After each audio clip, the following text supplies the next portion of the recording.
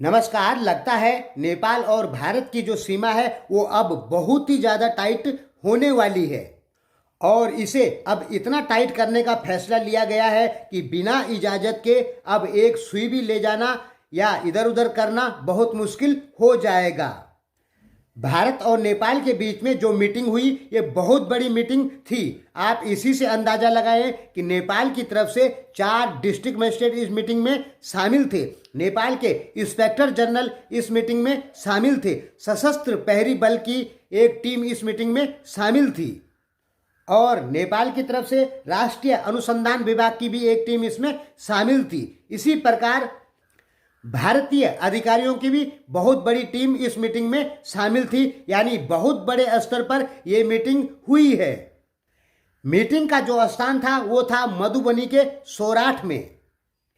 ये जो मधुबनी है ये बिहार में पड़ता है। जब से पाकिस्तान की सीमा हैदर नेपाल के रास्ते भारत में घुसी है तब से भारत सरकार काफ़ी टाइट हो गई है। इसलिए नेपाल और भारत के बड़े अधिकारियों की ये मीटिंग रखवाई गई, जिसके अनुसार अब नेपाल से भारत में कोई भी अनलीगल चीज़ नहीं आ सकती है और भारत से नेपाल में कोई अनलीगल चीज़ नहीं जा सकती है। इस पर दोनों तरफ से सख्त निगरानी रखी जाएगी, यानी प्रत्येक नागरिक को चेक किया जाएगा और जो विदेशी होंगे उनके पासपोर्ट या उनकी अच्छे से जांच की जाएगी। यानी अब पहले जैसा सिस्टम नहीं रहा कि आओ और जाओ। इस मीटिंग में ये भी बात हुई कि सीमा पर गश्ती और बढ़ाई जाएगी और जो पुराने सीमा स्तंभ है, यानी जिसे नेपाली भाषा में जंगे पिलर कहते हैं।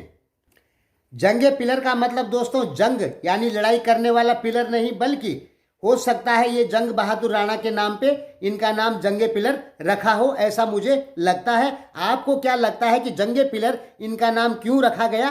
कमेंट बॉक्स में जरूर बताएं। तो जितने भी जंगे पिलर हैं यानी सीमा स्तंभ हैं, इनको दोबारा से बनाया जाएगा जो टूट फूट गए हैं। एक अन्य समाचारों में मोदी की तरफ से नेपाल को स्पेशल फोन किया गया कि नेपाल के लिए किसी भी प्रकार की कोई रोक टोक नहीं है चावलों को लेकर।